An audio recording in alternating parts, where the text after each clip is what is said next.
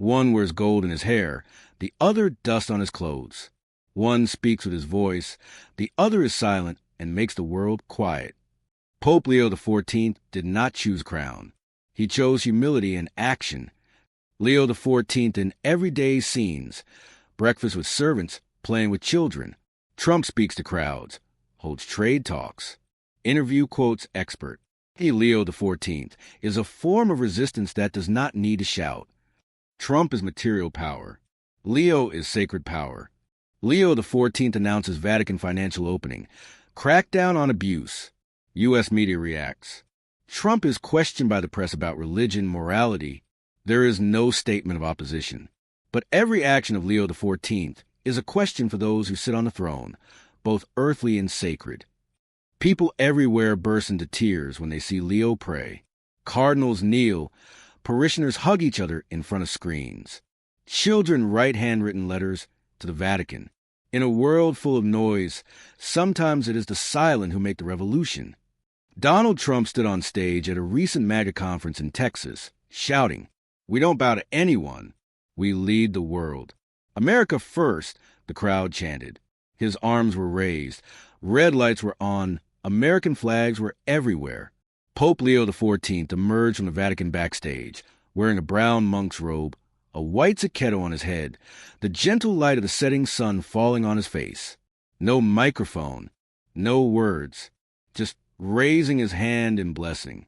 Behind, a young monk bows, the faithful stand still. One has gold in his hair, the other has dust in his robe. One emerged amid cheers, banners, and slogans of power. The other emerged in silence, but silenced the world. Stats. YouGov poll. 2025, 47% of American Catholics believe the church is losing the image of Christ. Meanwhile, Donald Trump is leading his re-election campaign with a new slogan: God, gold, glory. Trump shakes hands with a white pastor in a right-wing evangelical church. Cut to Leo XIV sitting on the steps outside a chapel, talking to a shoeless black boy. One utters God as part of campaign. The other whispers him as a short prayer before washing the feet of the poor. Vatican Square at dusk, no procession, just a wooden altar, a man in a brown shirt standing silently. Trump steps out of a private jet, fur coat, waving. These are not just two people. These are two directions. On one side, power is returning to its old place. On the other, faith is knocking on the door with bare feet. And the world is watching behind Leo XIV. He walks down the gray stone Vatican corridor without his entourage, light pouring from the Romanesque doorway onto the brown hem of his monk's robe. Old photo, simulated black and white Father Robert Prevost, washing the feet of a homeless man in Peru. He holds the hand of a young indigenous mother. He sits on the floor with children, eating porridge with a wooden spoon. Before he was Leo XIV, he was a priest living in a small alleyway in Trujillo, a place that is not marked on the map, and the authorities have forgotten the entrance. He did not learn leadership from theology textbooks. He learned it from dirty hands, from the sound of crying in a hospital room that no one entered. Crowds crowding St. Peter's Square. The handheld camera moves quickly, slightly shaky, creating a real-life feel like a breaking news bulletin. White smoke billows from the chimney of the Sistine Chapel. The people cheer. A reporter shouts, "Habemus Papam." The Vatican is lit up. The world stops. But no one knows who is about to step out. The Vatican balcony doors open. Leo XIV appears, but not in white. He wears a brown habit. No crown. No scepter. The crowd falls silent. Some are confused. He raises his hand in blessing. No title. No decoration. Just 3 words. Peace be with you. The international media headlines. Monk Pope. The humble storm begins. No robes. No throne. Only faith. Supposed interview. Anna Rollins, theologian. He is the image of silent resistance to a world that is already too noisy. St. Peter's Square as the sun begins to set. The people did not leave. They stood still, looking at the man who stood there, not loudly, but who stopped the world. It was not kingship. It was not power. It was a silent look that caused the old walls to begin crack. And the Vatican is no longer the same.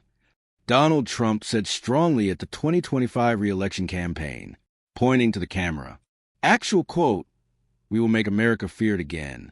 We will make the church serve the truth we define." Excerpts from his real and styled statements. Leo XIV washes the feet of a homeless immigrant. His face is thoughtful, bowed low. No camera, just a small candlelight behind him. A man uses a microphone to silence the world. A man uses silence to make the world listen.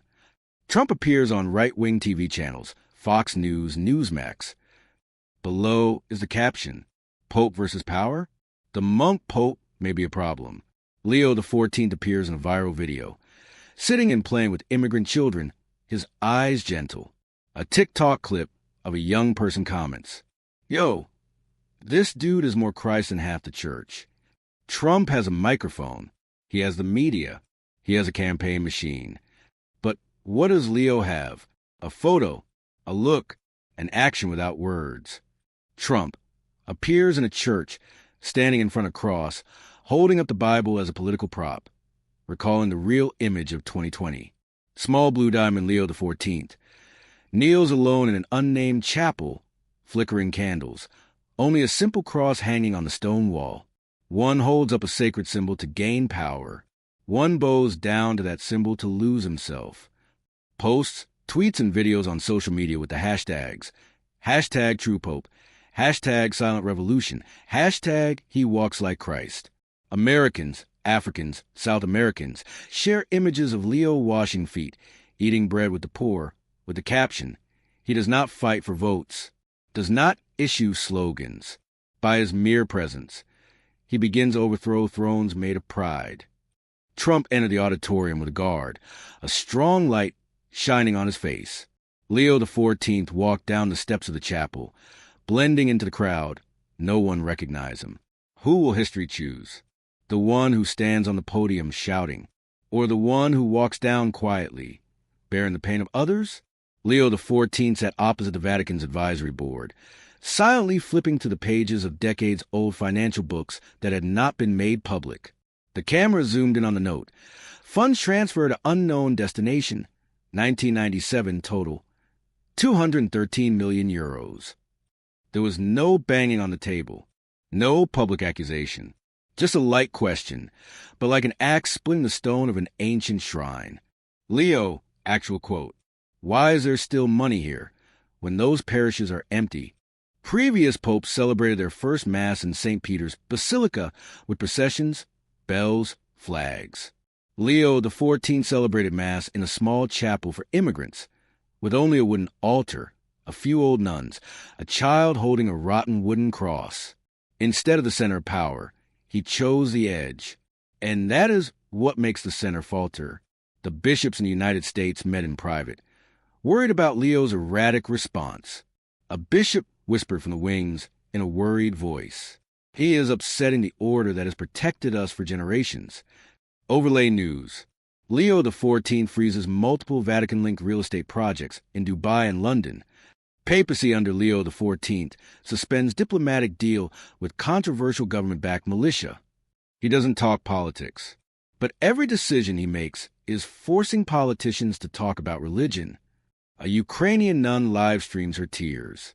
"I've been praying for this for 30 years. A believer in Brazil writes on a church wall. Finally, someone who doesn't kneel before power, but kneels with the poor. Leo XIV sits in the shadow of a candle, writing in a notebook. They ask me not to stir the structure, but it is not structure I fear. It is silence where there should be justice."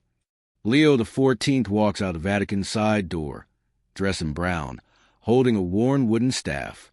In the distance, the morning light shines on a statue of St. Peter. There is no declaration of war, but the Vatican has begun to shake. Not because he spoke, but because he stopped being silent at the right place at the right time. A child in South Sudan lights a candle in a mud chapel. A prisoner in Bolivia paints "He knelt first" on the wall of his cell. A woman in the poor countryside of the Philippines holds a picture of Leo XIV kneeling in prayer, placing it next to her family's small altar. A homeless man in New York hands a newspaper clipping of Leo's picture to his friend and says, "This one walks like us. No cameras, no forums, no national flags, just candlelight."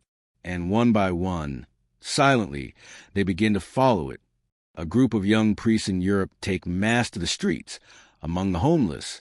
A cardinal in Africa abandons his official car, walks into a slum, carrying the Eucharist. A group of nuns in Ukraine sing hymns amid the rubble. In their hands are Leo XIV's handwritten sermons, not with power, but with presence. No new canon law is issued, but hearts are beginning to change, not by force, but by witness. A press conference takes place at the Vatican. A reporter asks, "Where is His Holiness today?" A monk answered softly, "He left early this morning. No security detail. Said he had somewhere to be." Leo XIV walked down the small red dirt road on the outskirts, his brown robe covered in dust, his cane in hand. On his shoulder, not a cloak, but a small canvas bag. Inside were a frayed Bible and a handwritten letter. They say he left no mark, but the ground beneath his feet is still warm. People ask, where is the Pope going? Perhaps he is searching for those the world has forgotten. St. Peter's Square at night. No ceremony, no barricades, but thousands of candles lit. No leader, but one by one, kneeling silently, touching the stone floor where Leo once knelt. A little girl walked toward the center of the square, placing a white flower. Behind her, hundreds of people began to follow. No one spoke. It was not a revolution, not a campaign, but a remembrance that the church began with a wooden table, and a man knelt down to wash the feet of his betrayer. Let them whisper, "I will keep kneeling." Leo XIV,